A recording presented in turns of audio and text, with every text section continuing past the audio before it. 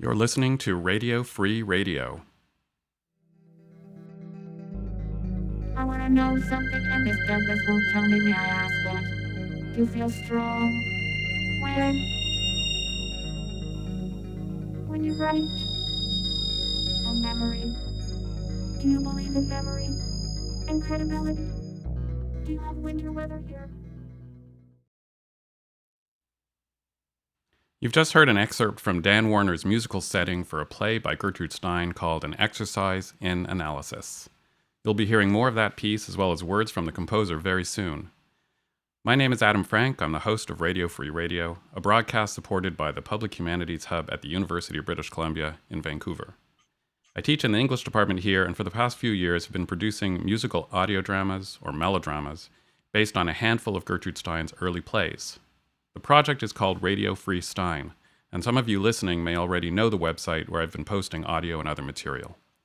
These episodes of Radio Free Radio will be archived there as well, starting with today's and every second Wednesdays for the next couple of months.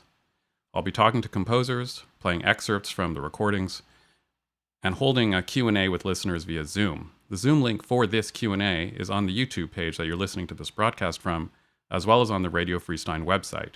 That's radiofreestein.com/plays/broadcasts.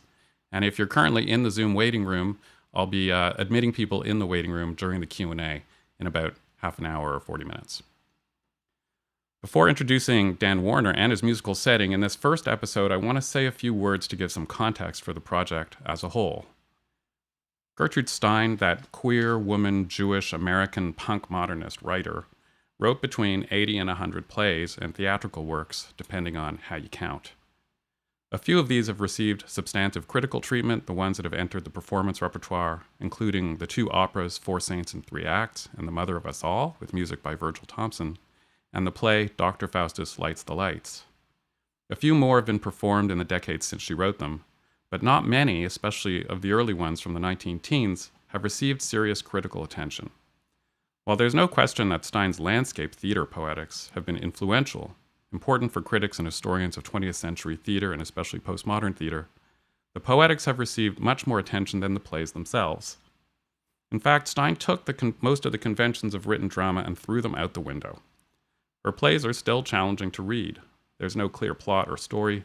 They may or may not include characters or settings, and they tend not to distinguish between dialogue, stage direction, or other theatrical elements. Her plays seem to reject mimesis altogether, and the hierarchy elaborated in Aristotle's Poetics, in which plot and character take precedence over speech, song, and spectacle. And yet, her plays do recreate something. She tells us what this is in her lecture on plays. Here's a quote from her lecture. "I had, before I began writing plays, written many portraits. I had been enormously interested all my life in finding out what made each one that one, and so I had written a great many portraits. I came to think that since each one is that one, and that there are a number of them, each one being that one, the only way to express this thing, each one being that one, and there being a number of them knowing each other, was in a play." So for Stein, literary forms let us know different kinds of things. If portraits are for knowing individual persons, then plays, at least as Stein understands them, are for knowing aggregates of persons. They are, in a sense, group portraits. Plays recreate or explore the dynamics of a number of individuals in relation, especially in epistemological relation as they try to know each other, an aggregate that may well include the performers of the play as well as the audience. So I think of Stein's plays as reflexive experiments in audience and group psychology. In my research, I found it helpful to approach Stein's theater by way of several theories of affect or emotion, and in particular the object relations theory of Wilfred Bion. That's Bion. Bion was Samuel Beckett's analyst in the mid-1930s, so possibly already an important if overlooked player in the history of 20th century theater. A member of the Kleinian group, those who followed Melanie Klein in her unorthodox departures from classical Freudian theory, Bion coined the phrase group therapy, by which he meant not the therapy of the individual in a group, but the therapy of the group as such. His approach to groups, as well as the theory of thinking that he evolved over the course of the 1960s, is very much in the background of the Radio Free Stein project. I won't get into the details now, but briefly, by contrast with naturalist drama, where the portrayal of a number of individuals in relation requires story, where plot and character become functions of one another, Stein portrays group relations without the help of narrative. Here's another quote from her lecture. In my early plays, I tried to tell what happened without telling stories, so that the essence of what happened would be like the essence of the portraits, what made what happened be what it was. She doesn't mean that there's no story to tell. Rather, here's another quote, the story is only of importance if you like to tell or like to hear a story, but the relation is there anyway. So, how do Stein's plays recreate group relations without story? And how can a reader discover the dynamics that are being portrayed or explored? In the Radio Free Stein project, the first step toward answering these questions has involved holding a brainstorming workshop with a number of readers. It's as if it takes a group to arrive at a feeling for the play's group. I invite a composer who's agreed to work with me on a given play, as well as a handful of good available Stein readers, colleagues, fellow critics, poets, a couple of graduate students. The workshop is mostly unstructured, and participants get to grapple with the meanings and feelings that emerge from airing Stein's words, making them move or circulate off the page. The workshops tend to begin in disorientation and confusion, but somehow 2 hours later we arrive at tentative answers to questions like, how many voices are there? What's the structure of the play? Is there a situation or a setting? This experience of being almost comically mystified before arriving at some more stable sense of Stein's work has been typical of the 9 workshops I've held for this project so far. The process has been surprisingly reliable. Not that participants always agree about how to answer these questions, nor even whether there always needs to be an answer. The disagreements have been at times significant. As Bion explains in his writing, groups are inevitably frustrating for the individuals comprising them, in part because, according to him, they're a result of regressive fantasy. But at the same time, groups are necessary for some tasks to get done. I think that understanding a Stein play is a group task. So as a critic, my basic question has been, what can a reader of these plays think and say about them after undergoing the process of staging them sonically in the form of radio melodrama? What could come from these intensive collaborations that I might not arrive at on my own? Quite a lot, it turns out, and I'm now writing up my results, as it were, preparing a book called Radio Free Stein Boxed Set. But in the meantime, I wanted to share the work we've done in a broadcast format that's well suited to the project and our ongoing pandemic moment. So now let me welcome Dan Warner, who's joining us on Zoom. Daniel Warner is professor of music at Hampshire College, holds an MFA and a PhD in music from Princeton University. He's a composer and electronic artist whose sound and installation work has been presented at the Festival Synthèse in Bourges, France, the Victoria Independent Film and Video Festival in Vancouver, the AV Festival in Newcastle, UK, and most recently at the Signs and Squares Festival in Manchester. He is co-editor of Audio Culture, Readings in Modern Music, published by Bloomsbury, and his latest book, Live Wires, A History of Electronic Music, is published by Reaction Books in London. Welcome, Dan. Thank you for being here. Lovely. Thank you. So a few years ago, you very happily for me agreed to work with me on Stein's An Exercise in Analysis from 1917. So I guess my first question is, why did you agree to do it? And did you have much interest in Stein before this? I had no other than knowing the work that Virgil Thompson had done with Gertrude Stein. I certainly knew some of her work, but I didn't know any of these very early plays. And it was very exciting for me to think about something that was somewhat of an untapped resource. And I thought that for me, that was the most exciting thing to look into these plays, look into this language, and see what I might be able to do with it musically. Yeah, that's great. One of the things that I've been really intent on in the project is asking composers to make use of the material in a way that serves their own purposes, their own compositional thinking. So yeah. I guess one question is, how did that work for you?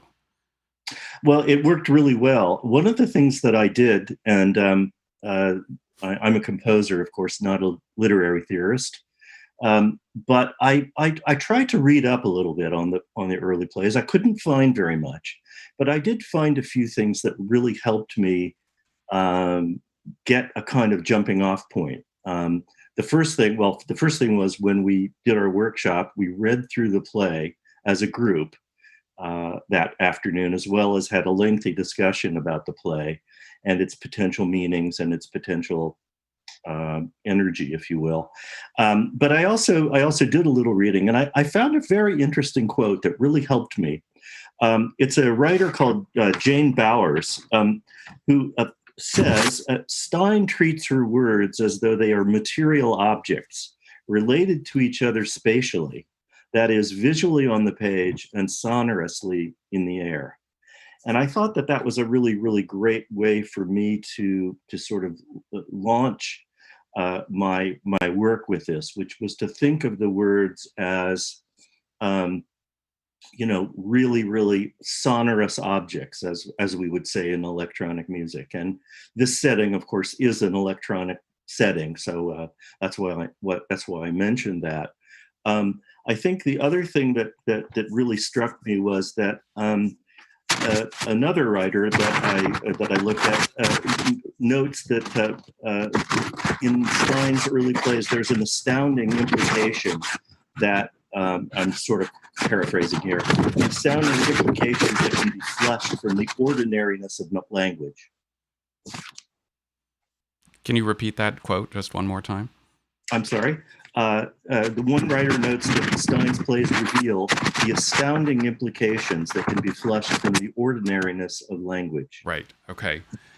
Sorry. I think when your paper was right on top of the microphone there, so it was a little bit hard to hear. The ordinariness of language is certainly one of the big elements of Stein's writing, since she's always working with ordinary language. She doesn't tend to use obscure or elusive language. She tends to use everyday language, and that's really crucial for her, as well as the ordinariness of her circumstances and situation, always bringing in the circumstances of her writing into the writing itself. And that's part of its materiality, what you're calling, the sonorousness. And, Jane Bowers' excellent book, They Watch Me as They Watch This, on Stein's meta theater, is really one of the classics in the criticism of Stein's theater. That's something that we began talking a little bit about the sonorousness of the language in the workshops. So I'll just say a couple of words about that workshop. We held it in 2015 at UBC, and Peter and Meredith Quarterman were there, as well as Janie Dodd, Claire LaVille, and Aaron Peck, and Dan, of course.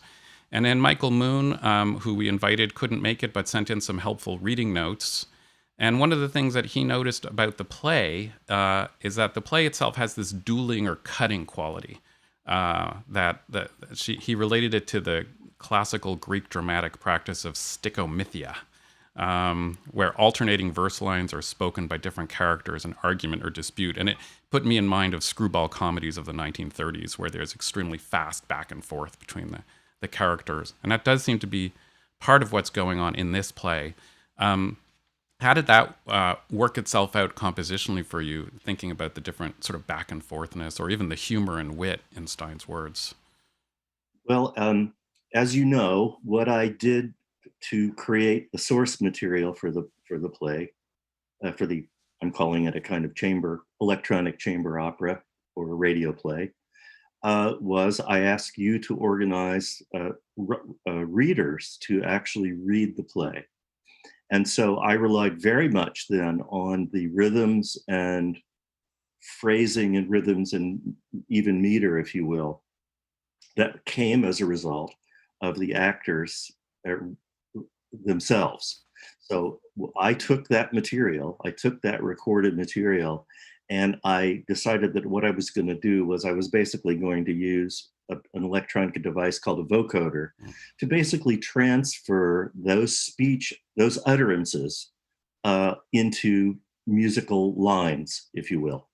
And so I actually maintained the original, more or less, the original rhythms, speech rhythms of the actors themselves. So that for me provided a wonderful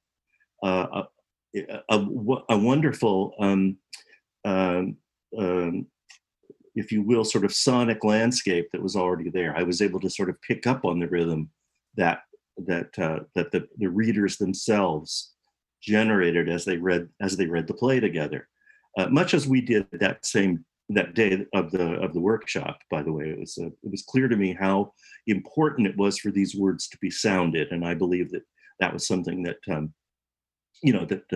that Gertrude Stein was very adamant about, that these were to be sounded, these were to be not just read but spoken. Absolutely. Yeah. Yeah, Stein makes a point of saying that she actually wants her plays played, and in fact refused to publish some of the early plays because they had not been played yet. And there's that convention in theater that you're not supposed to publish a play until it's been performed. And so she actually didn't publish some of the very early ones in the 19-teens. But then she realized that they weren't going to be performed anytime soon. And so Geography and Plays, she let a whole bunch of them come out there. That's great. Yeah. It's for me, it was really exciting also because I did really try to take very seriously the idea that there is some kind of meaning or multiple meanings that emerge from the sonification, if you will, of these words. And it was something that I really did, thinking that I was just going to try to set this language, and whatever meanings came out of it, come what may. Right? I wasn't going to try to really over control it, but just try to give it some kind of voice, some kind of musical voice, that is. Yeah, it's amazing that you took speech, essentially, and then rendered it into song, which we'll hear in a couple of minutes. If for listeners who are interested in reading the play, and in fact it might be helpful when it comes time to listen to Dan Warner's piece, is to read along with it, you can click on the link that's at the bottom of the YouTube page there, and access the Gertrude Stein's text of an exercise in analysis. And if you do that, you'll notice that it's really hard to even know how to read the play as a performance in the first instance, since it consists of a large number of act and part titles, each followed by sentences. So at first it just looks like it's a mess, like this is a whole bunch of titles, and you don't know what the relation is between the titles and the sentences that follow them. And then at some point, I realized, I think, that you could read these titles as names of four voices. And the four voices are Act 2, Act 3, Act 4, and then a name that begins as a play and becomes Part X, where X is a Roman numeral from 2 to 60. And so then you end up having these four voices.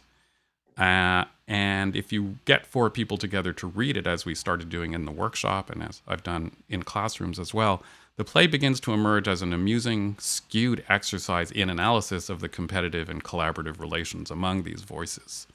And that's what I tried to arrange for in the recording. I'd like to say something about your treatment of that.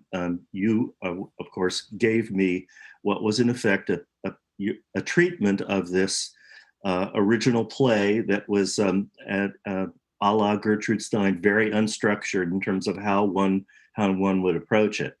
The other thing that I thought was really great was that what you imagined was that the characters in the play or opera were riding in a car, so that there was a driver and there were three passengers in the car, and they were in close proximity and also able to engage in a kind of banter, in a kind of back and forth that was really interesting. And of course, that made that I really took that I took that to heart. And what I tried to do in my setting was to try to create underneath a very simple musical soundtrack that was a kind of motoric, forward-moving, motion-inducing kind of underpinning for the words. Mm-hmm. Yeah, we're going to hear in a second that your treatment of it really moves. I love that it moves all the way forward from the beginning to the end, and in a couple of motions that really are very persuasive to me.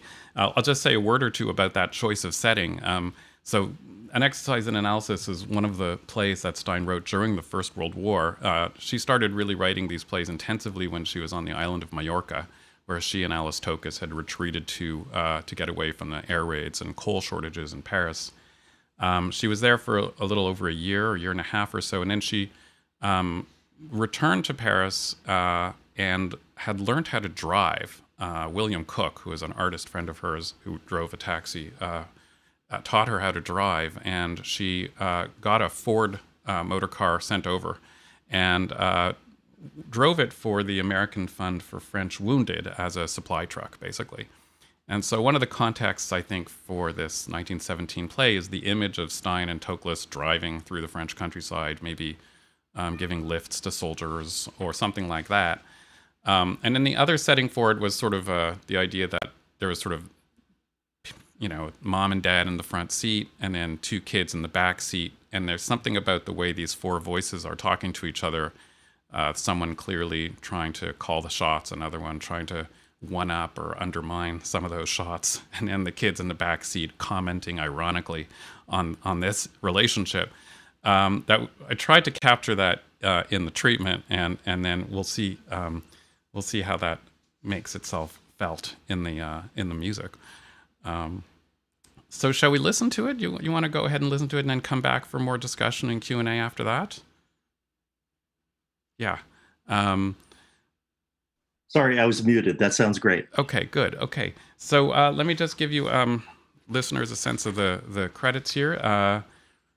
The play itself in Dan Warner's setting for it is about 13 minutes long. I do recommend listening while reading along with Stein's play. That may help with the words. And the play itself was, the recording was directed by James Fagan Tate with Patty Allen as Part X, Emilia Symington Fetty as Act 2, Evan Frayne as Act 3, and Kevin MacDonald as Act 4.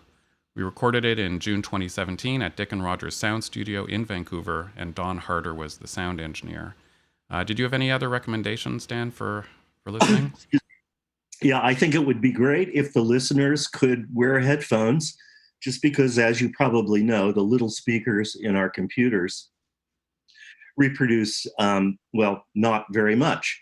So if you can possibly put on headphones, plug in headphones to your computer, that would be probably, in this situation, the optimum listening condition.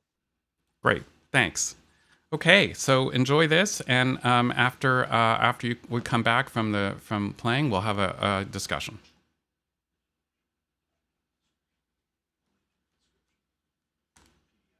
Oh, if you do want to access the PDF of the play, it's right at the bottom of the YouTube broadcast page that you'll be listening from.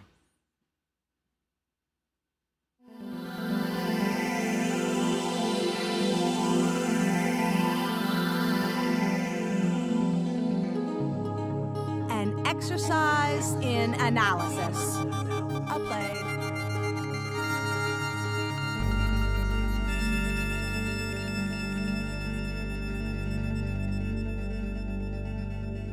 I've given up analysis. Splendid prophet. I have paid my debt to humanity. Hurry, climb, inclining to not be contented.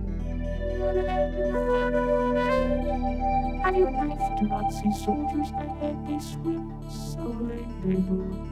When we wheel, where there is a turning, that is the meaning of wheel.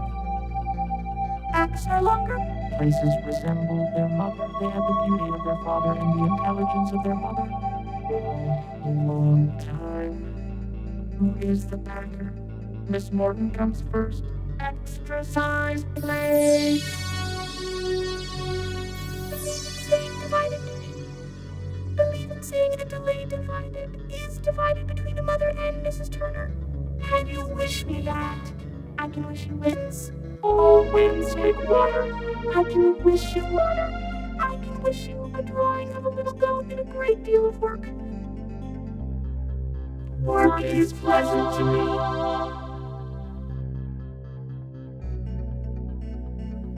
You're acting again, we're acting offensively. He doesn't like the poor, and Barcelona they do not like the poor. Why can she see that she saw men swimming?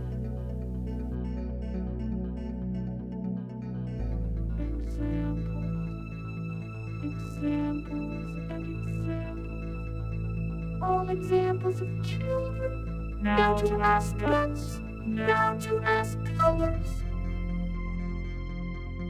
She was settled for life, for me.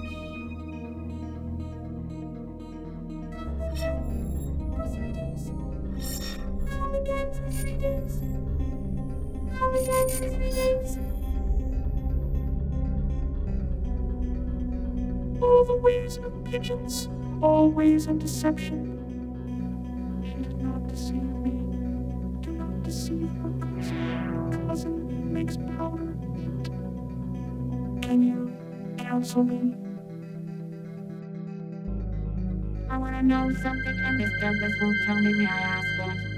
You feel strong when you write a memory. Do you believe in memory and credibility? Do you have winter weather here? We do not allow Mr. Douglas to be contradicted here. We do not desire that he should feel himself beginning to be about to be wrong. Then you agree with whatever he says. I do not say that this is so, I say so. Can you match streets? Can you believe in parks? Do you like democracy? Have you king and grace? There are plenty of places in which to be idle. Not all of them are agreeable. Not when there is likelihood of invasion. We live here.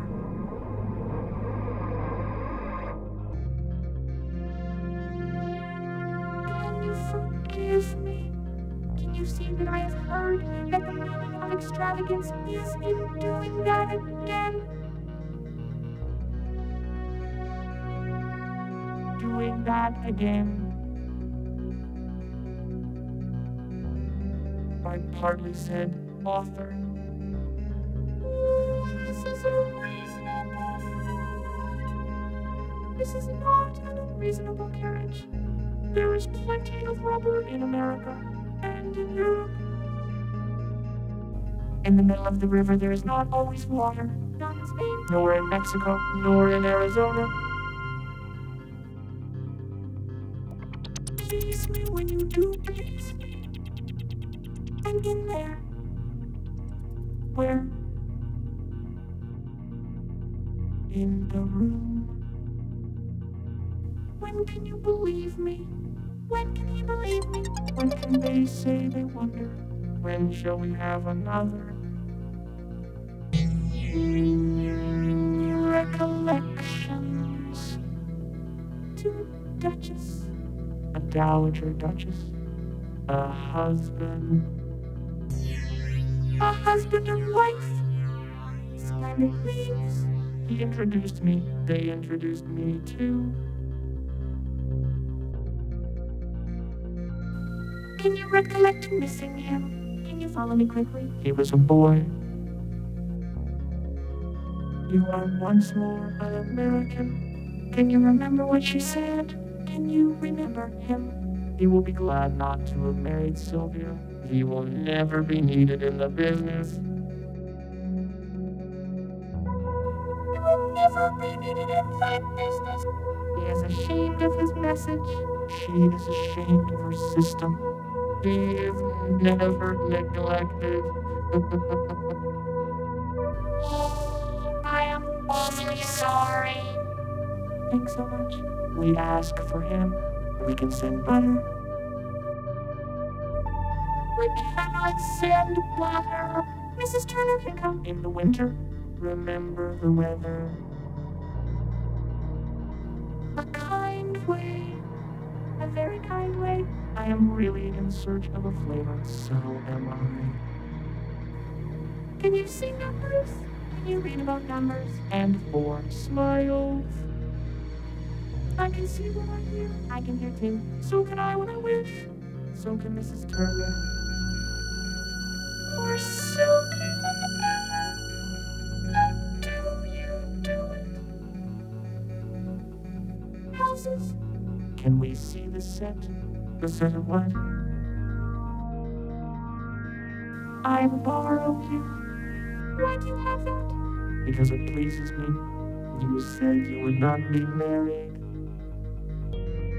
plenty of space to put things together. There is plenty of space. There is excuse. There is no excuse. We went today. We went there today. I cannot repeat what they say. Neither can I. Can you speak to me? Can you speak to me here? Can you speak to me about it? Can you speak to me about anything? Can you speak to me? Can you complain today?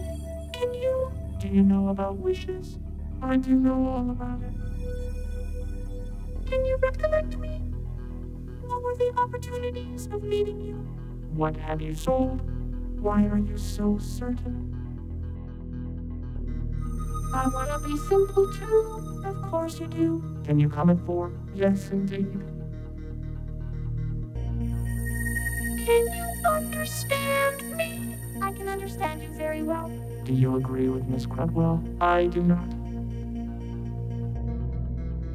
Can you be to blame?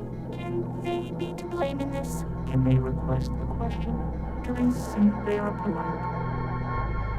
No. They cannot feel the purpose. No, they cannot have time. No, they can be observant. No, indeed, for me. I do not like such a declaration. Do not tell me about birds. What is a bird? We have suffered. I can hear anything. So can most fishes. And birds and waterfowl. There's plenty to blame. The introductions. Waiting and memory. Please vanish. Please do. Please do be a sailor. Please be womanish. A bird! There are many parts to the bird. She knows, so do I. I am not amused. It was a copy. Do not make a mistake, figure. Have a pleasant time. Remain there. I express an opinion. You express an opinion, too. Can you say that you excuse me? Can you say that you excuse him from the room? Can you say anything about it? She doesn't mind. She does not mind. Neither does she mind. We do not mind him. They must have not mind. Was she the first one to say he was welcome? Was he the last one here? To be here? Can you see very much? Can you see very much here? Here and there? Can you paint that? The color of that house? Yes, I can. Thank you. Satisfy them. Do satisfy them. Do they make that noise? I do in time. Can you finish? And make a mistake? And not make a mistake there? And have a treasure? Of course I have a treasure. Of course I have so much thought. Do not be ungrateful to me. Can you believe me when I swear? Can you trust me? Can you have a wife? Please do not mention that address to me. Do not believe me when I tell you that it is so. In the sense that as spread it. To Hungary and New York. This was what I meant. Did you indeed? And next time we will go together.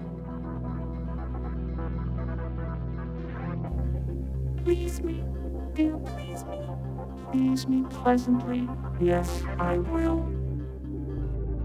Can you sing? I've asked you that before. I can ask you again. You can if you like.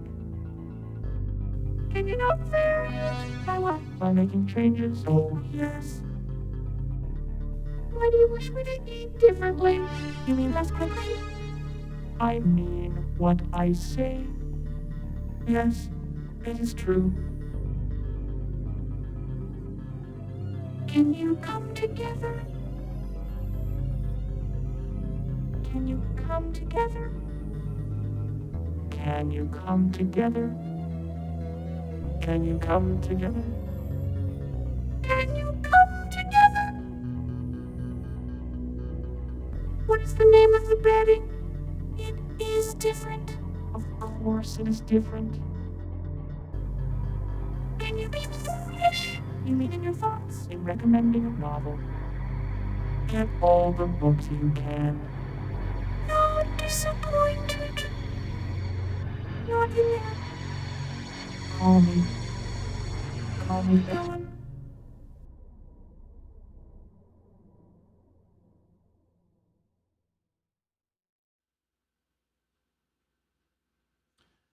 Great. That was Dan Warner's musical setting for Gertrude Stein's An Exercise in Analysis. We are back here in the thing that is sort of a studio and sort of isn't a studio with Dan. And I love that piece. Is there anything you want to say now that the listeners have listened to it before we go to the Q&A? Well, I guess the only other thing that I would say is that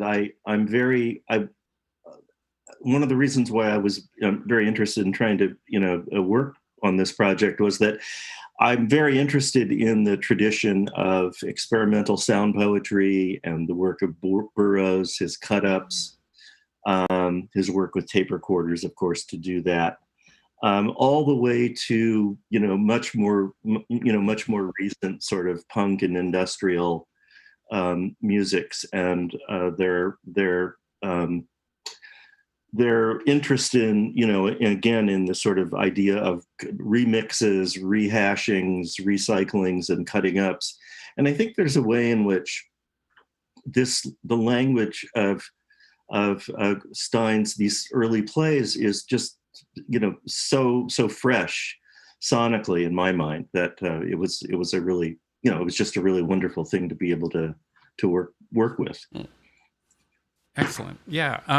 We're going to continue having a conversation, but I want to invite more people to participate in it. So I think what I want to do now is let people know that the way to ask a question is to click on the Zoom link that's also on the YouTube page.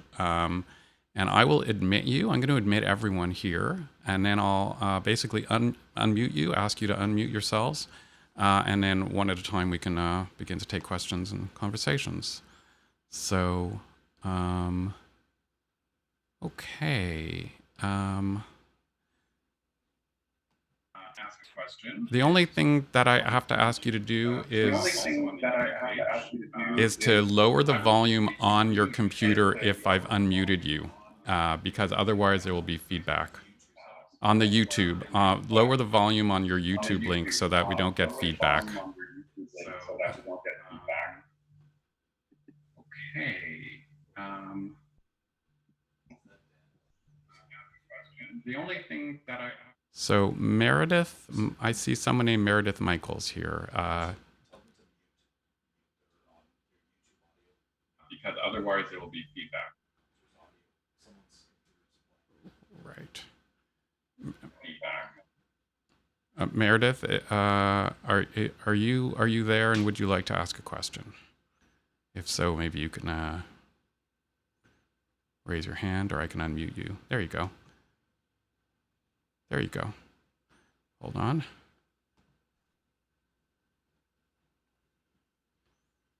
Right, go ahead. You can. Sorry, I'm just trying to.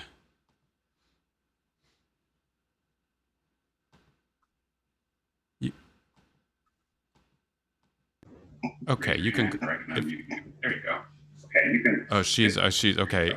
I'm gonna have to. Oh, she's okay. I'm gonna have to. Okay. Meredith? No, something's not right. It just, hold on. Yeah. Okay, I'm going to go to someone else for now and see how we go. Yeah. Okay, Kevin. Thanks. I can show my face here, maybe.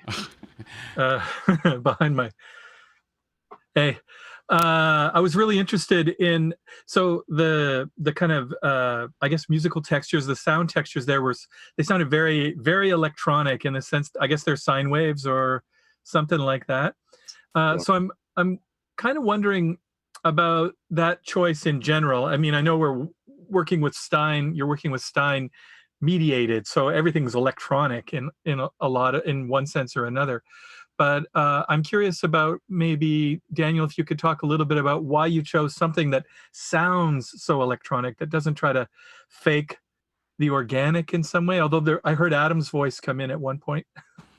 Yes, so there were some kind of organic sounding voices there, but for the most part, it's very processed and very electronic in that kind of, I don't know what the right word is for it. It's kind of on the nose in terms of being electronic. So I'm wondering why you made that choice for this particular piece, as opposed to maybe a different kind of palette, a different kind of sound mix, something like that. Okay, so there are some practical reasons as well as some musical reasons. I'm primarily an electronic music composer, and so my sense early on was that if I were to try to set this language in a traditional setting, it would require, musical forces that I wasn't necessarily sure that I could, muster at the time. That's one thing. But I think the most important thing for me is that I really, because I'm primarily an electronic composer, I really heard these sounds as electronic. I actually had done a kind of study for this piece, which was a setting of a poem by W.S. Merwin about a year before I started this project, using the vocoder. And I was really happy with the sound, the sense of it, and in a certain sense, the disembodiedness of it. Because I think, in a certain sense, I believe that this notion of as I mentioned earlier, of the words having a kind of material sense and having a place, visually and sonically. To me, it was great to be able to think about something that was electronic, that I could control from beginning to end. I mean, that's one of the reasons why we do electronic music. Composers do electronic music, really, is to have that sort of complete control of the process from one end to the other. Kevin, did you want to ask something else, or are you okay with getting me going on to another person? Maybe I could just add to that. I mean, despite the kind of, I guess, immediacy and contemporaneity and a sort of machinic quality, maybe, if that's, I don't mean that in a negative sense at all, that this takes on. It also, I mean, I really love the idea of working with a vocoder, because it also sounds like, to me, maybe you can correct me, but it sounds very dated. It sounds like archaic. It has a certain archaism about it that I find really appealing. Absolutely. In fact, when Adam first heard this piece, he said he really liked it because it sounded very quote unquote 80s. Well, that the sound of the vocoder I attribute mostly to Laurie Anderson, whose big hit in 1981 was "Oh Superman." And that's a piece of music that I teach regularly in my electronic music classes and in my audio culture course and history of electronic music and so on. And so that sound is really very much in my ear, I would say, in my ears. And I just realized that it was something that could still be used despite its its somewhat archaic nature. I mean, the other interesting thing about the vocoder is that it was actually originally developed about 1928. So it's even more archaic than you might think. So that sort of notion of it to me is really, really interesting. And it shows up in a lot of techno and a lot of other kinds of electronic music, so sort of robotic voices and stuff like that. that is not as interesting as what other people like Laurie Anderson have done with the vocoder. I mean, in the case of Laurie Anderson, I mean, I'm very interested, for example, in all of the gender bending that she has done with the vocoder over the years, not just in Oh Superman, but other pieces, where she has this character where she's a guy, and so she uses the vocoder to sort of lower her voice. And of course, that appealed to me very much when I think about the queerness of Gertrude Stein. Great. Yeah, the 80s really did seem to come back to me when I was listening to this for the first time. And then I was also a little bit thinking about sort of some of Robert Ashley's pieces, the kind of insistence on the harmonic, kind of very harmonic and very kind of propulsive. There's a kind of propulsiveness that really... Good addition to the sound palette. There would be the work of Robert Ashley. Absolutely. Okay, I think there's a question from Marguerite. Let's. Yeah, hi. Oh, we can't hear you. Maybe you can lower the volume on your on the YouTube and on your computer. Okay. Can you hear me now? Vaguely. I'm as loud as I think I can be. Okay, that's good. I'm interested, as I read the play while I was listening to your piece, which I really enjoyed. I was so struck by how short and abrupt Stein's lines are, and the contrast between that and your music, which seemed to flow forward in this endless kind of almost futuristic stream for me. Can you tell us a little bit about that contrast between those two, her words, which keep going clip, clip, clip, and your music? Now I think you've definitely heard something in there that's very much in my ear too, which was the clip, clip, clip of this interplay, this banter, if you will, going back and forth, all different kinds of things, little dirty jokes, innuendos, obviously, non sequiturs that, just sort of come out of nowhere. And what I was trying to think here mainly was to pick up on Adam's idea that these four characters, this was from his treatment, that these four characters are riding in a car. And to me, a car, means motion and means a kind of forward momentum that, and of course, what I was really imagining was we would be out on the highway. We wouldn't be like start and stop traffic. We'd be just out sort of cruising, as you said, Adam, in the French countryside. And this sort of complete, this very, very liquid interplay amongst the four characters. And I just really felt that what it needed was something to sort of keep it moving as if they were in a car. So it had a lot to do with Adam's treatment, actually. Yeah, I like that contrast, the contrast between a kind of almost circular, because even though all the voices are quite clipped and abrupt and they have this kind of dueling quality, there's still this circle. They keep on going in a circle over and over again. So there's both a stasis and a kind of there's quite a lot of stasis, and I think the music kind of gets us with the propulsive stasis kind of thing. The other thing I noticed as I worked with the language was the way in which it would, one of the voices coming in would disturb that stasis and then it would set it off into a new loop. And I think that's another really, really interesting thing about Stein's language here. It's, the more that I worked with it, the more impressed I was with the craft of this original play. All right, I'm gonna see whether Meredith Michaels is available, but I'm trying to ask to unmute, and I'm not sure that it's working. Hi, I'm sorry to have been, we were having technological difficulties and then other kinds as well. So, and I've been hearing about this piece off and on for a while, and it's wonderful to hear it in its I think it should be its ultimate form. And I was so struck by the way in which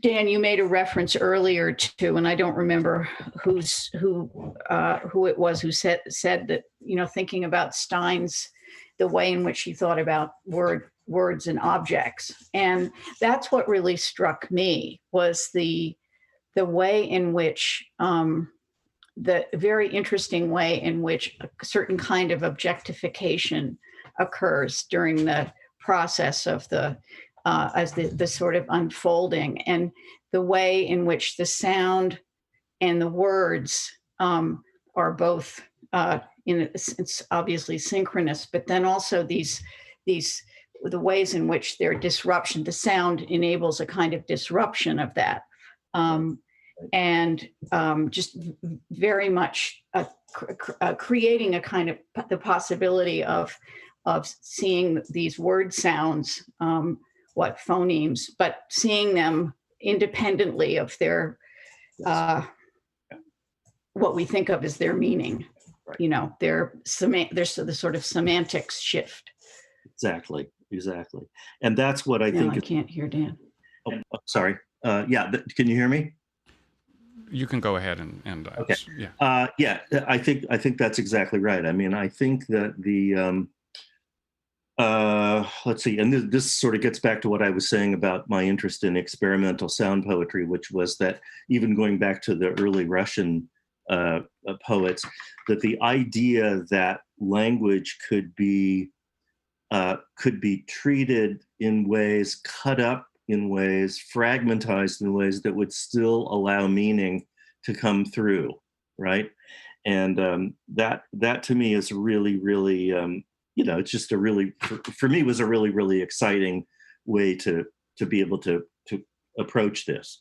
So that what I was trying to do was to work with these words, these fragments, these little snippets of things, and to sort of say, okay, what happens? What happens to the meaning if I sonify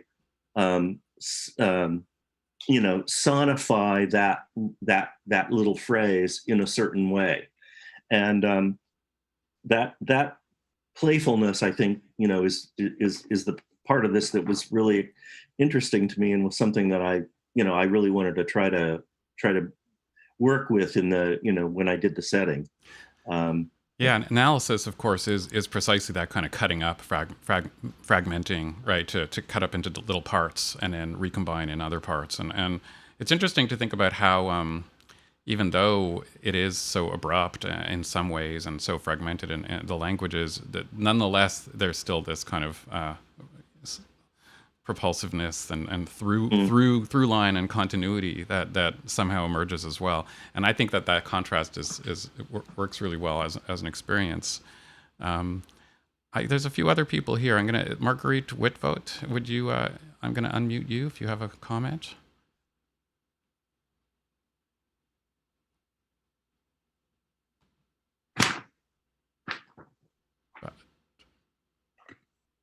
And maybe not. Judith is here.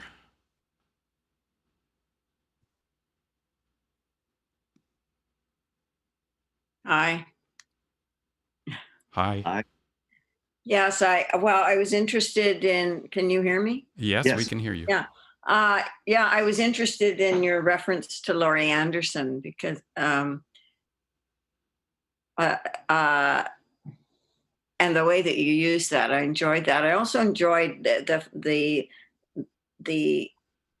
way the voices kind of came in and out of recognition as words. I like that.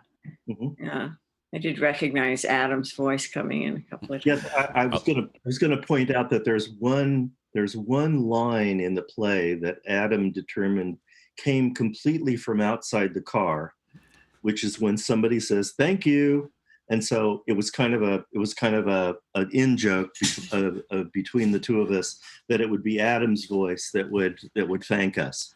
Right. And so that's why there's one voice in there, which is Adam's, that is not electronically transformed at all. Right. I mean, just sheerly technical. There suddenly about 2/3 of the way through the play, there's an Act 5 and an Act 6 actually. So there's two sentences that don't seem to belong to the play. So Jimmy Tate, who is the director, and I decided that those would be our voices. We would throw us in at that point. So yeah. All right. I think. Judith, did you want to add something? And I know. Hold on. I've muted you again. You're muted, Judith. I tried to access the plays, but I couldn't find that link because I was on YouTube originally, and then I tried to get into the Zoom. So anyway, you could maybe address that later if Marguerite is here to. Yeah, I'll ask Marguerite. I know she wants to. She's available now. Hey there, Adam. I'm sorry, I just got a phone call in the middle there, so I wasn't sure what you were asking me. Oh, well, it sounded like so. The Zoom link is just for people who have Q&A, who have questions or comments on the music or on Stein, in case you had any comments. So it's. I caught the very, very tail end okay, of it. No problem. It sounded very electronic and kind of like Cher singing into her little. I wasn't sure if I was hearing language or not, but it was intriguing, and I wish I had caught more of it, but it took me a while to kind of navigate the links and I went on to the Zoom call first, and then I wasn't let in. And so I'll just clarify a couple of things, and just so people know, the YouTube broadcast link is the way we'll be broadcasting these events, and that'll be happening every second Wednesday from now. So if anyone wants to come and listen in again in 2 weeks' time, there'll be an interview with Samuel Vriezen, who did the musical setting for Stein's first play called What Happened, and we'll be talking to him and playing excerpts from that piece. And then the Zoom is basically, we're using it like a telephone call-in. So if you want to have a question or a comment, you can click on the Zoom link and join in there. And I think otherwise, I feel like, does anyone have any other questions or comments? And you can always listen to these pieces. They're all up and available on the Radio Free Stein website. So if you want to listen to the piece just by itself, you can do that. They're all available there. I also had hoped to give people a sense of the. There was a version, the recording I initially did that Dan couldn't use was I did a naturalist version of this. So I may just ask Josh, who's my sound engineer here, to just play it for a minute or so you can get a sense of the kind of material that Dan was working with. And we just put car sound effects on it, and you can listen to that for just about a minute to get a sense of it. So. An exercise in analysis. A play.